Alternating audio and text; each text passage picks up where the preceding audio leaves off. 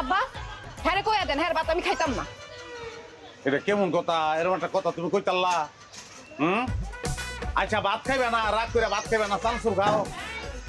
মানে তুমি যেটা খাইবা ওইটাই তো তোমার আমি খাওয়াবো। হ্যাঁ টাকা পয়সা কি কম ইনকাম করি আমি?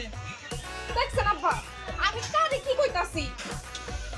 আবার দেন তো কেমন লাগে। ওই কি খাইবো এটা যদি ভাইঙ্গা মারে না কয় তাহলে আমি বুঝতাম। শোনো জামাই, তুমি যদি গরু চুরি না ছাড়ো আমার মাইয়া তোমার বাড়ি যাইবো না। এটা একটা বেবুজের মতন কথা কইলেন না আপনি।